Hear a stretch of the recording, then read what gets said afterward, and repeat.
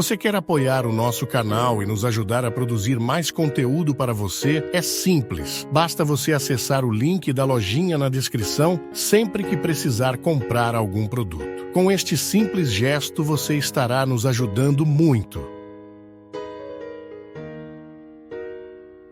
Não há harmonia o tempo todo. A vida, justamente por ser viva, ela é movimento. Heráclito, um filósofo dos primeiros, que nós tivemos na história da filosofia, ele dizia que a vida é devir, isto é, estamos em processo de vir a ser, em constante movimento. Ele dizia: é impossível você se banhar 2 vezes na água de um mesmo rio, porque quando você pula, ele é um, saiu, ele já é outro. Enquanto você está ali, o rio está passando, é movimento. E enquanto o rio é movimento, ele é também caótico. Ele está fora da ordem, mas ele também é belo. Ele é refrescante, ele é saudável. Há sempre as duas realidades, o tempo todo a serem observadas. É uma pergunta que eu gosto sempre de me fazer, O que eu causo nas pessoas quando eu chego num ambiente? Sim, porque eu também me identifico como aquele que traz confusão, como aquele que retira a paz, como aquele que arruma encrenca. Sim, eu não estou livre disso, mas eu não quero ser isso. Às vezes você percebe algumas pessoas tão acostumadas a serem assim, não se problematizam mais. O ambiente está bom quando ela chega, fica pesado, crítica demais, apurrinhadora, enjoada, aborrecida. Não precisa ser assim. Eu vou ter que lidar o tempo todo com precariedades, com realidades caóticas, porque nós somos assim. Eu tenho em mim uma natureza que pode ser harmoniosa. Luto para isso. Eu busco no meu dia a dia estabelecer dentro das minhas condutas, dentro da agenda do dia, eu procuro colocar o meu autoconhecimento, a oportunidade de aprender a lidar comigo, para que cada vez mais eu saiba conhecer os meus mecanismos, o porquê que sinto assim, porquê que sou indeciso, porquê que tenho facilidade de me irritar com aquele tipo de realidade, com aquele tipo de estímulo. Vou fazendo o meu dever de casa, mas eu não deixo de ser caótico. Eu caminho na direção de uma harmonização de tudo isso. Mas o tempo todo eu me experimento caótico. Às vezes nós nos tornamos pessoas pesadas para os outros porque nós não temos sensibilidade de perceber que estamos assim, que estamos acostumados a ser assim. De tudo reclamamos, para todos reclamamos. Perdemos já não temos mais a percepção do quanto que nós reclamamos. E é claro que nós, sendo assim, nós nos tornamos um peso para o outro. Porque ninguém gosta de ficar ao lado de uma pessoa que reclama o tempo todo. Ou então nós nos tornamos fofoqueiros e já achamos natural fazer fofoca o tempo todo, comentar da vida alheia o tempo todo. Chegamos num ambiente, não provocamos outra coisa senão a fofoca. Não provocamos bons frutos, o que é lamentável. Nós desperdiçamos a oportunidade de transformar o ambiente com a nossa vida, com o nosso jeito de ser. A vida é assim. A vida tem contrários, como bem diz a canção. O direito tem um avesso, o de graça tem seu preço. E eu preciso identificar no meu dia a dia todas essas realidades, compreendê-las e absorver o que é favorável de tudo isso. Porque às vezes a gente tem uma tentação de pensar que o contraditório não pode nos favorecer. Pode sim. Quando eu experimento a minha contradição, quando eu experimento a minha hipocrisia, quando eu experimento a minha transgressão, ali eu tenho a oportunidade de aprender boas regras. Na minha fraqueza é que sou forte, São Paulo dizia. É o discurso da contradição. Eu sei que você vive os mesmos desafios que eu, que nós somos iguais. Podemos até estar em estágios diferentes, mas em algum momento da vida nós já fomos iguais. Tivemos os mesmos medos, nos alegramos pelas mesmas causas e enfrentamos os mesmíssimos desafios. E um deles é este: nós conseguirmos extrair de nós, conseguir arrancar lá do fundo dessa humanidade tão machucada, a coragem para que o Evangelho se torne uma realidade muito viva em nós. Eu acredito que quanto mais maduro a gente fica, maior é a nossa capacidade de conviver com os contrários da vida, mesmo porque eles estão por toda parte. Se tem uma coisa que a gente precisa perder naturalmente, é a visão ingênua das coisas. A primeira visão ingênua que a gente precisa vencer é de que tudo será como a gente quer que seja, né? Começa por aí.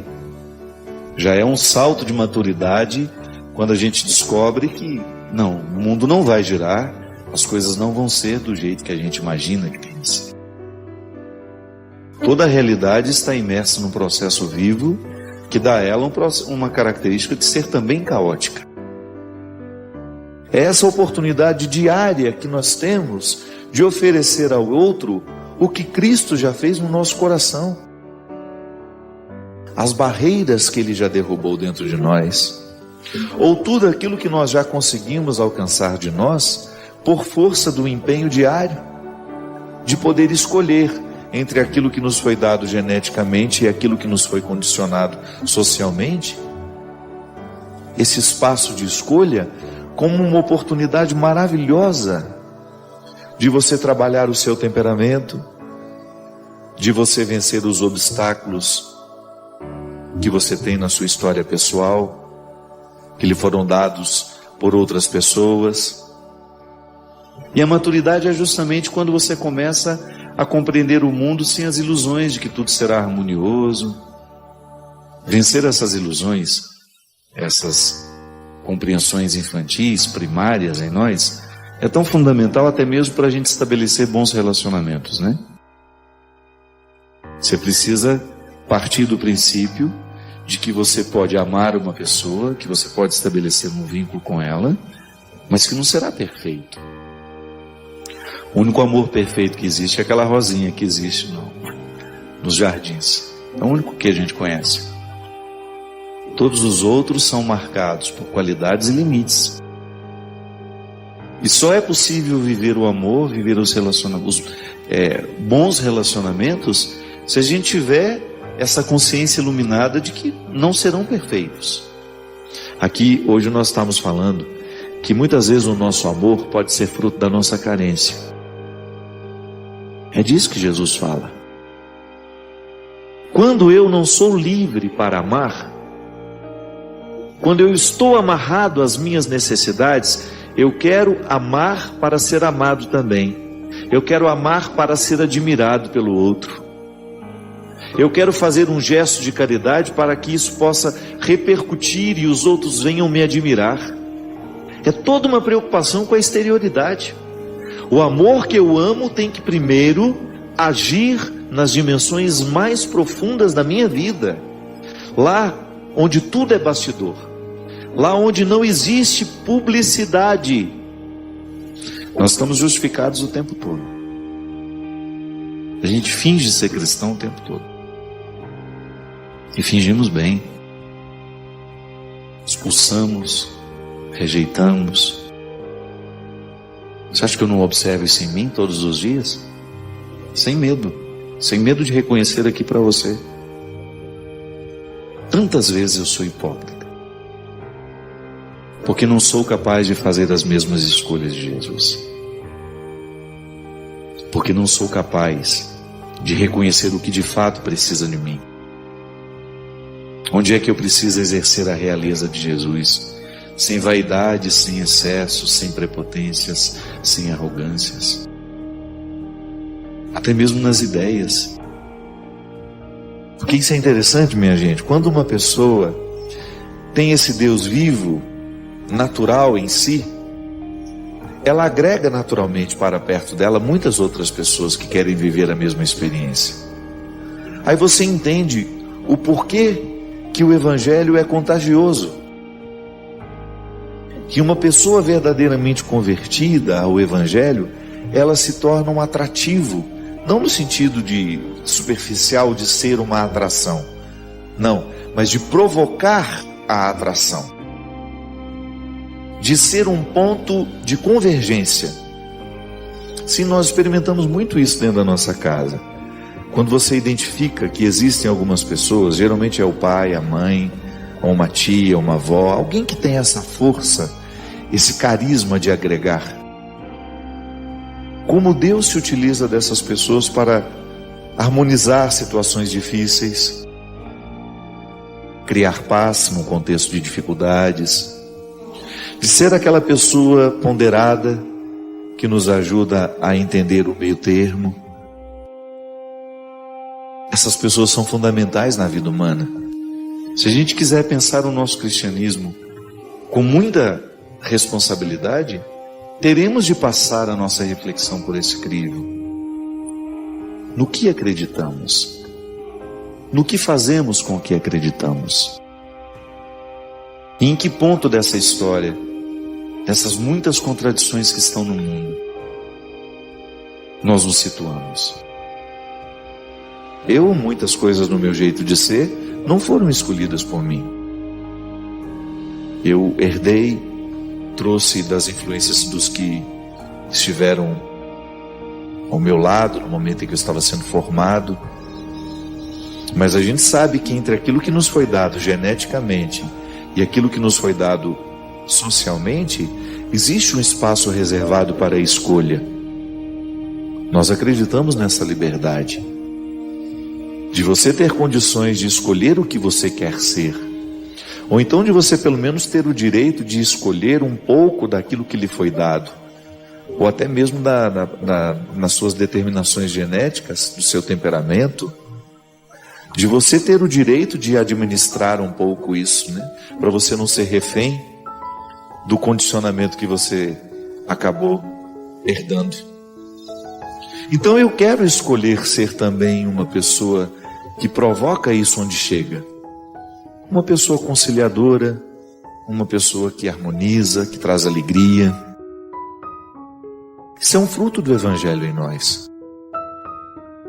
E se você não se acostumar a observar-se no meio de tantas contradições, o seu cristianismo também nunca será verdadeiro. Será uma falácia, uma conversa fiada, uma vaidade pessoal. Dentro das nossas comunidades isso é tão comum. Encontrar pessoas cruéis, mas todas disfarçadas, sob os disfarces do cristianismo. É a pior crueldade que pode existir.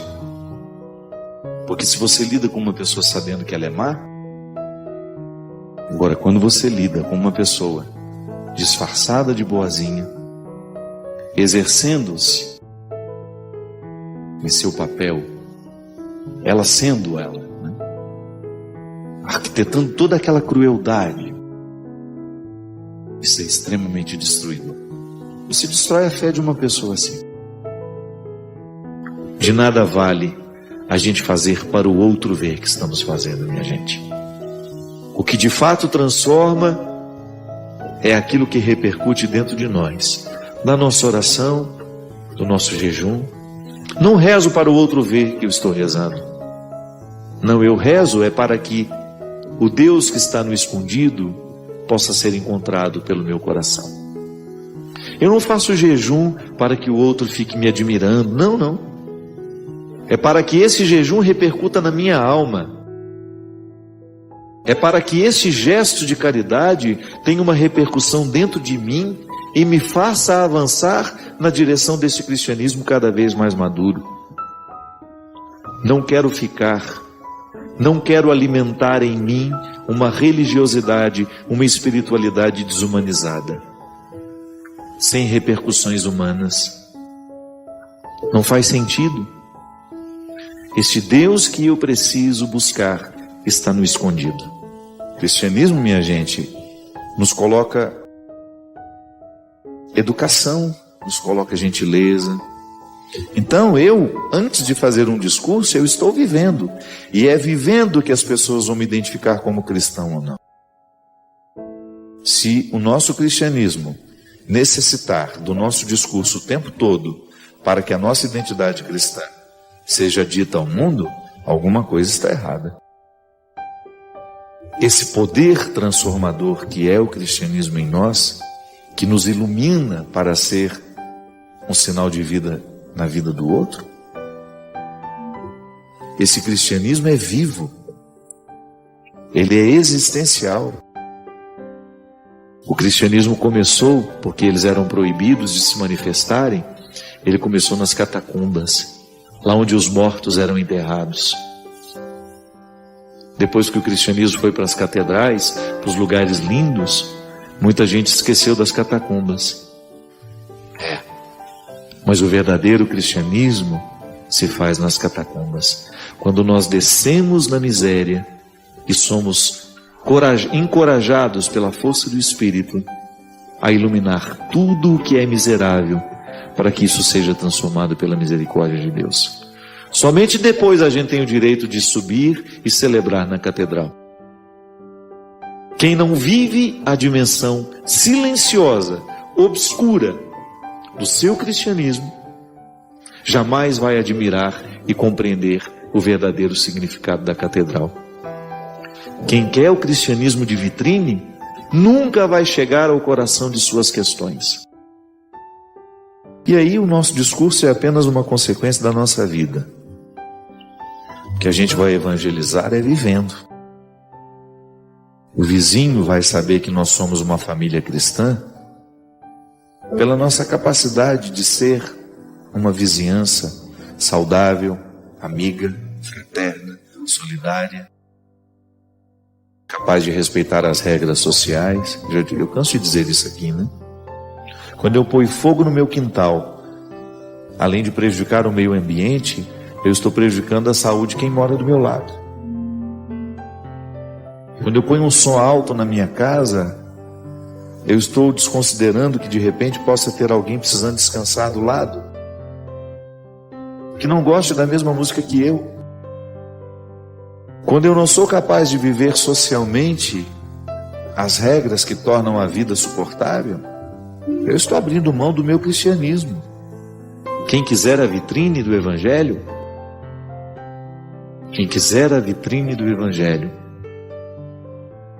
quem fizer questão desta vitrine, vai perder a oportunidade de descer aos porões de si mesmo. E jamais será um ser de verdade.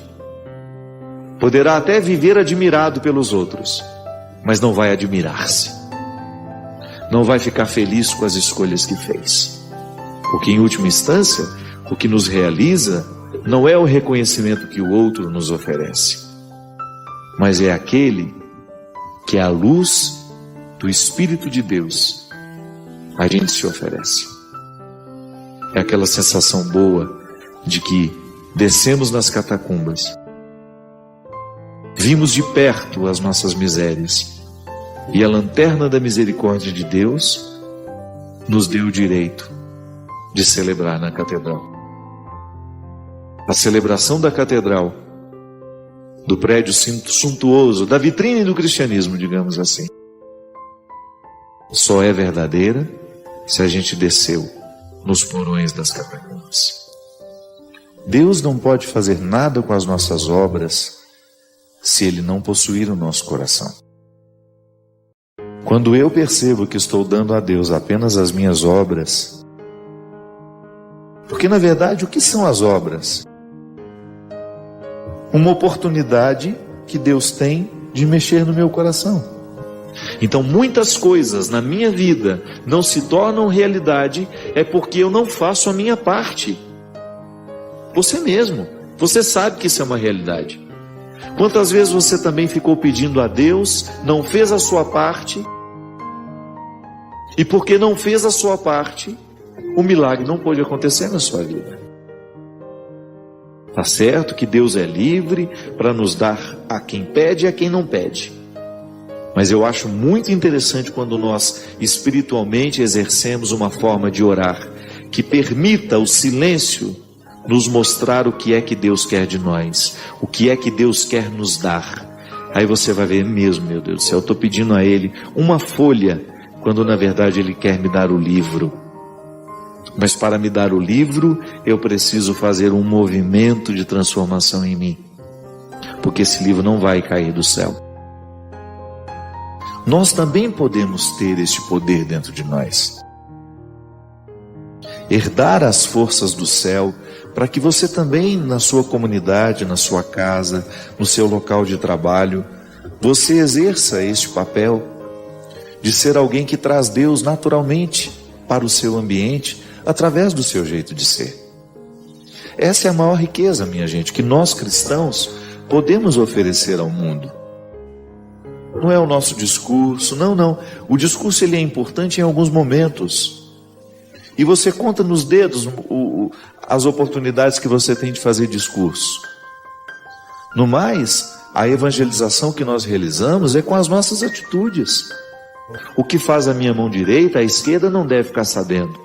Esse exemplo de Jesus é muito simples, mas é muito elucidativo, nos ensina muito. Quantos de nós, temos necessidade de que o outro venha reconhecer o que a gente faz? Porque nós estamos amarrados nas nossas carências, nas nossas necessidades. Não, nós queremos lutar para que o nosso gesto amoroso seja livre. Ele não está amarrado a nenhuma necessidade, é ele por ele mesmo.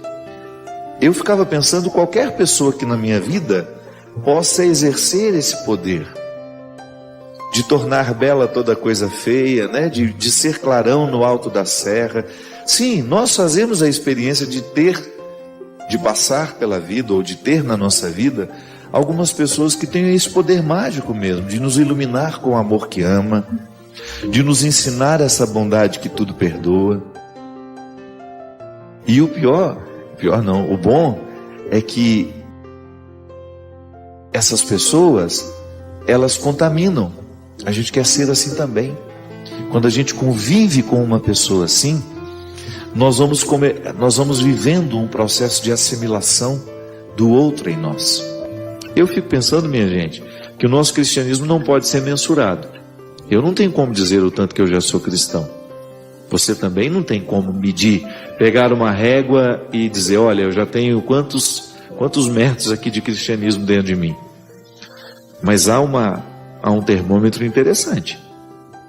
É só a gente se perguntar se a gente também perdoaria o filho pródigo. É uma boa forma que a gente tem de avaliar o nosso cristianismo. Está aqui no Evangelho. Você perdoa aqueles que te magoam? Você perdoa aqueles que te ofendem? Ou você é um poço de mágoa? Aqui, ó. Uma frasezinha simples que Jesus é um tapa na cara da gente. Que às vezes nós ficamos querendo compreender a complexidade das coisas, fazendo muitas perguntas sobre Deus, mas a gente não tem coragem de perguntar a nós mesmos isso. Eu perdoo da mesma maneira como quero que Deus me perdoe? Ou eu ainda não sou capaz de ter um coração simples, amoroso, que entende o mal que o outro tantas vezes está pronto para cometer? Mas veja bem como é interessante. O enfoque de Paulo é que o cristão se posicione dentro da comunidade numa perspectiva de exercitar constantemente consigo mesmo, exercitar-se diariamente numa conversão que lhe faça sair do seu egoísmo para viver comunitariamente, sempre pensando no bem comum. Quando eu penso no bem comum, eu tenho que necessariamente abrir mão do meu mau humor, da minha falta de caridade, da minha falta de justiça, da minha fofoca, porque senão eu não construo o bem comum. Como é fácil identificar, no meio de tanta gente, aquela pessoa que tem o dom de conciliar, de ajudar a resolver conflitos. E você identifica logo também quem é o que causa confusão, quem é o mais difícil, quem é aquele que coloca empecilho em tudo. E aí você percebe que o jeito de ser é também um pouco fruto da escolha. Sim, que com o tempo nós vamos perdendo a capacidade de reconhecer o que verdadeiramente nos salva. O que me salva são as forças do meu batismo. Eu estou aqui, com todas as sementes da salvação dentro de mim. Eu só preciso fazê-las florescer. Às vezes na nossa oração nós fazemos a mesma coisa. Nós ficamos pedindo o irrisório, quando Deus na verdade precisa nos dar muito mais que isso. Ah, padre, mas por que Ele não dá então? Sabe por quê? Porque quando eu estou preso no meu querer, eu não consigo mover a minha vontade para que o agir de Deus aconteça em mim. O imaturo vai sempre prejudicar a ação de Deus, porque a ação de Deus, ela depende da nossa reação. Porque Deus quis que fosse assim. Deus pede o agir humano, sempre. Até para abrir o mar vermelho, o povo teve que colocar o pé na água. Quando Moisés estava apavorado, sem saber como iria fazer para atravessar aquele mar, ele corre lá, o que Deus diz para ele? Ah, peraí Moisés, eu vou resolver seu problema. Não. Ele dá uma ordem, fala para o povo caminhar, fala para que o povo continue caminhando. E somente na hora que aquele povo começou a colocar os pés na água, é que o mar se abriu. O povo precisou fazer a sua parte. O povo precisou manifestar a sua confiança. O povo precisou exercer a sua vontade. Nós queremos a libertação. Então, ao colocar o pé na água, o agir de Deus se tornou uma realidade. E é por isso que a conversão será sempre para nós um exercício de deixar de lado as situações que nos privam de nós mesmos. Porque só quem está na conquista diária de si mesmo vai saber oferecer-se a alguém. Caso contrário, se não houver essa busca pessoal por ser de si mesmo, nós não teremos condições de nos oferecer a alguém. E nós não saberemos entender essa liberdade cristã. Uma palavra errada que você diz a um filho, uma palavra errada que você diz a alguém a quem você tem autoridade afetiva sobre ela. Eu, como padre, é um perigo eu machucar definitivamente o processo de fé de uma pessoa por causa de uma palavra cruel que eu posso dizer. Sim, e também o outro na minha vida. Palavra machuca. É a coisa mais preciosa que nós podemos ter na vida, é a palavra. Mas ela pode matar, mas ela também pode fazer viver.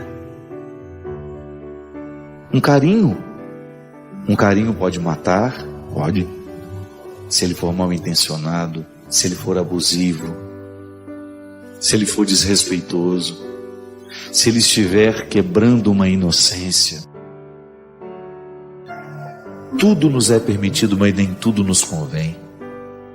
Por que nem tudo nos convém?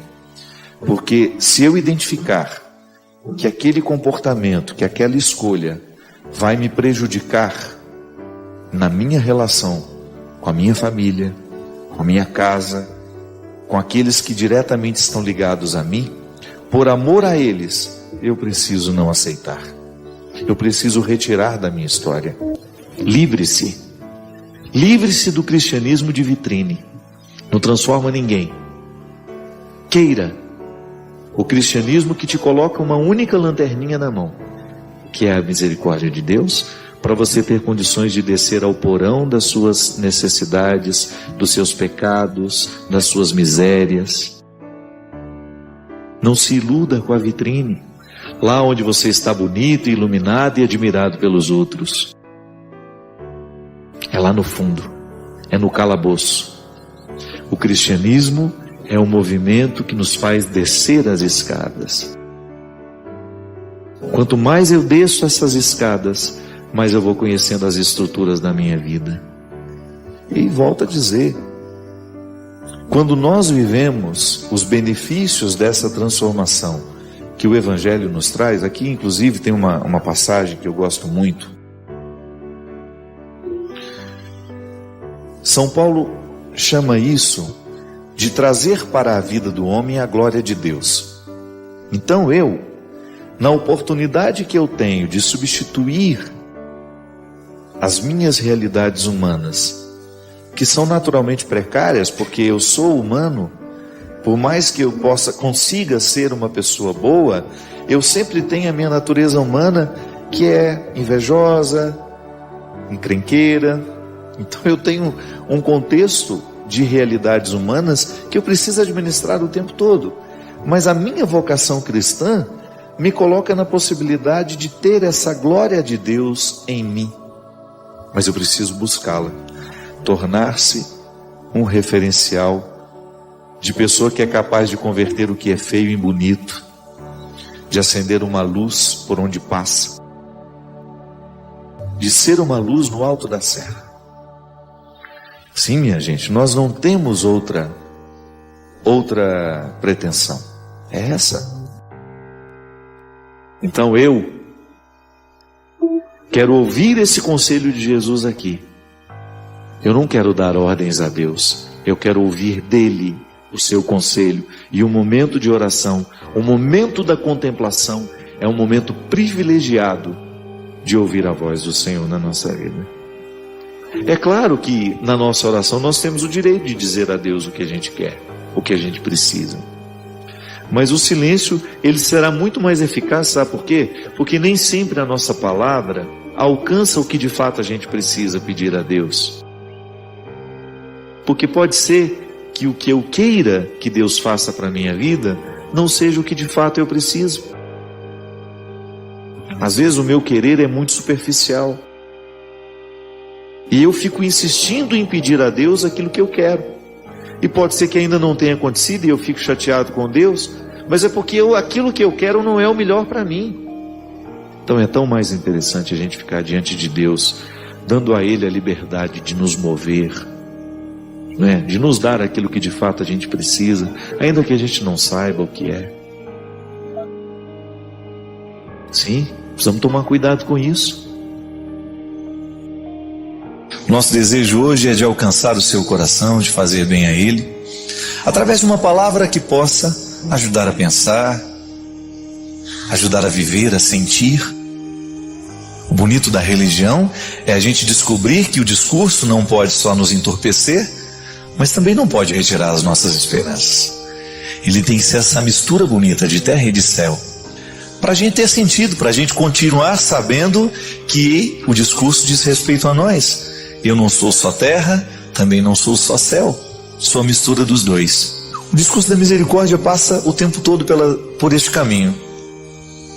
Nos ensina, nos fortalece, sabendo que nós somos alguém que tem um outro alguém esperando. Tão interessante nós descobrimos na segurança dos afetos, né? A herança espiritual. Essa que você deixa aos seus filhos no momento que você os ama. Nós celebramos agora no último dia 30, as bodas de prata de um casal de grandes amigos, que é o Marco e a Valdete, lá em Cianorte. O bonito da celebração é que, na verdade, nós não estamos celebrando uma teoria. Nós estamos celebrando a vida, a seriedade com que o matrimônio foi levado dentro daquela casa. No coração do Marco, no coração da Valdete e nos desdobramentos do Lucas e do Eduardo, que são os dois filhos deles. Sabe o que é bonito, minha gente? É a gente identificar que o Marco e a Valdete, eles trabalham para deixar uma herança material. Trabalham como todo mundo gosta de trabalhar, para ter uma vida saudável, para ter uma vida digna. O trabalho nos dá essa dignidade, né? Mas a herança, a que verdadeiramente sustenta a vida de um filho, e a Valdete e o Marco sabem disso, é aquele caráter que você deixa impresso na alma e que dá até à criança, ao filho depois, condições de administrar bem o que ficou materialmente. Porque se não tem caráter, em pouco tempo a herança material vai embora. A religião está aqui para isso, para nos ajudar a lidar com a herança espiritual, que nos influencia a lidar também com a nossa herança material.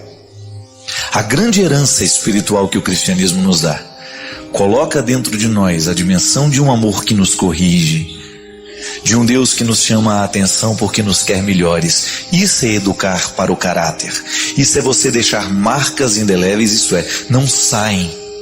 Um pai, no momento em que ama o filho, que o educa, que chama atenção na hora certa, que coloca o limite na hora certa, ele está gestando caráter. E esse menino será um grande homem. Ela será uma grande mulher, porque herdaram uma herança espiritual. Não herdaram apenas a matéria. A matéria acaba, termina, vai embora. Mas e aí o que fica de nós? O cristianismo é uma proposta bonita, nascida do coração de Jesus, já vivida de maneira diferente, imperfeita, porque Jesus é a plenitude dessa revelação. Deus, desde o início de todos os tempos, já quis nos ensinar que ter religião é viver a dimensão das duas heranças, de você trabalhar pelo material, mas você também ser capaz de viver a beleza do espiritual que nos ajude a dividir o material. A pobreza cresce no mundo, a injustiça cresce no mundo, à medida em que o nosso caráter não está formatado para a solidariedade, por exemplo. Uma família tem que nos ensinar isso, é lá que nós aprendemos. Quando nós começamos a ser chamados a atenção das coisas pequenas, quando a sua mãe diz, olha, devolve esse brinquedo porque ele não é seu, você está sendo educado para ser gestado neste caráter novo. E Deus quer fazer isso com todos nós, minha gente. A palavra dele está aí para nos orientar, para nos fazer pensar este caráter, esta diferença que nós precisamos exercer no mundo de hoje. Eu tenho este caráter dentro de mim, eu sou cristão. Eu vivo a partir desta responsabilidade. Com as minhas fragilidades, com as minhas possibilidades, tudo isso a serviço dele, para fazer este reino acontecer, lá onde eu trabalho, lá onde eu estudo, na casa onde eu moro, na família que eu constituí. Nós não temos o direito nunca de fugir dessa responsabilidade, de deixar essa marca de cristianismo no mundo em que a gente vive, no trabalho que a gente realiza. Heráclito dizia, e essa é a frase mais conhecida dele, que nós não podemos tomar banho 2 vezes no mesmo rio. Toda vez que a gente entra, o rio já é outro. Ali está acontecendo um movimento, um remanso de transformações. O rio preserva o que ele é, mas se acrescenta de outras águas e vai fazendo movimento, e ele vai vindo a ser. Um constante processo de vir a ser. A santidade é um movimento assim, que faz com que cada vez mais a essência que está em cada um de nós floresça. Nós somos sublimes. Nós não somos perfeitos, mas somos sublimes. Você é sublime. E eu sei que às vezes você vive esquecido disso, porque lhe falta vida de santidade. E o que é essa tal vida de santidade? É a vida que nos coloca num exercício diário de ampliar a nossa consciência, de ampliar tudo aquilo que em nós nos ajuda a encontrar o eixo de nossa verdade pessoal. Na hipocrisia, eu não recruto a minha verdade porque eu fico tentando ser o que eu não sou. Fico tentando parecer, ter um remanso que não é o meu, ser um rio que não sou eu. É preciso estar em si. A vida de santidade, que não é uma vida de perfeição, é uma vida de busca, de cultivo, para que a gente não fique vitimados por aquilo que nos retira da santidade. Vida de santidade não é vida de perfeição, mas é vida de busca pela verdade. Hoje eu sei quem eu sou, eu sei os defeitos que eu tenho, mas preciso saber ainda mais. Que quanto mais eu tomo posse dos meus defeitos, quanto mais você toma posse dos seus defeitos, maior será a sua capacidade de lidar com você. É impressionante, onde existe alguém querendo ser melhor, onde existe alguém querendo livrar-se daquilo que é miserável, que lhe puxa para baixo, todo um contexto, toda uma ambiência é favorecida.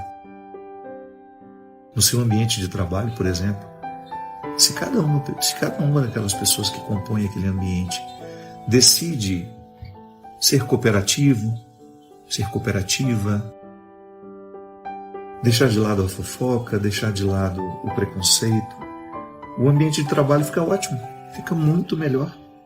Porque ali existe uma busca. Mas as pessoas estão sendo perfeitas? Não.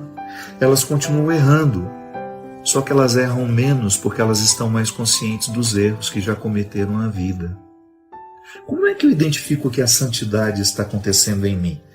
Quando eu percebo que não sou tão vítima mais daquilo que antes me fazia cair.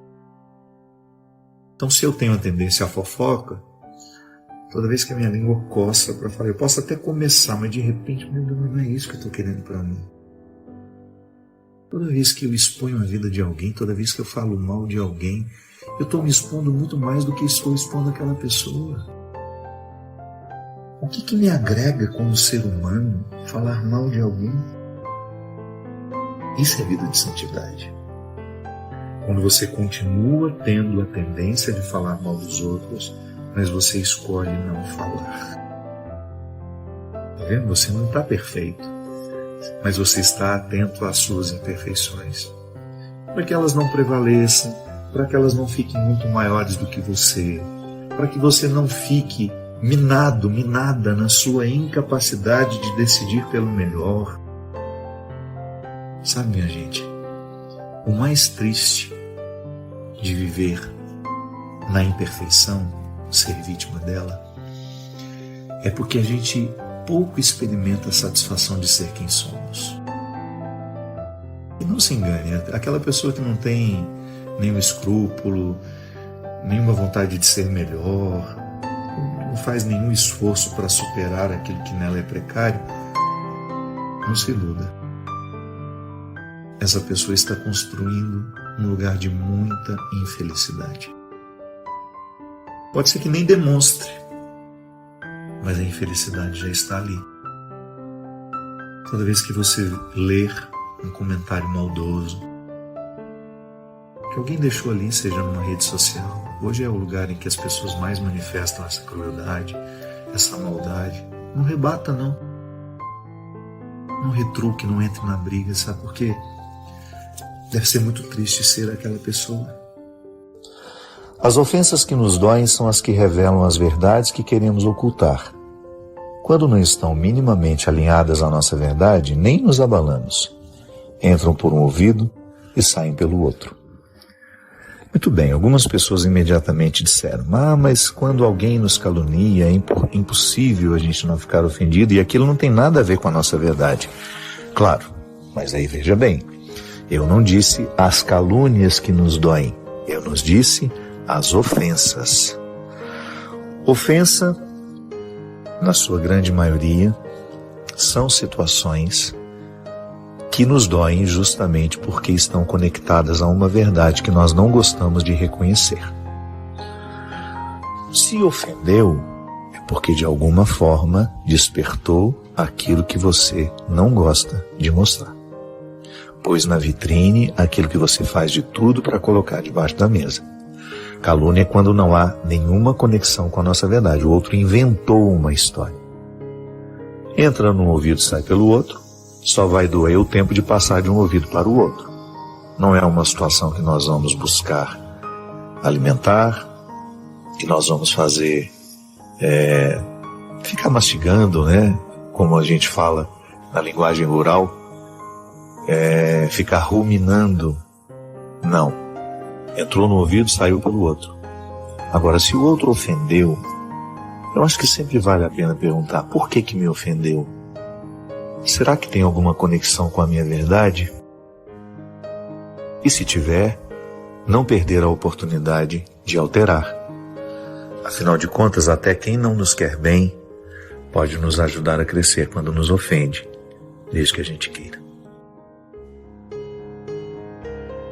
Sua participação é crucial. Compartilhe suas ideias nos comentários. Inscreva-se para mais inspiração e convide outros a fazerem parte dessa jornada de crescimento.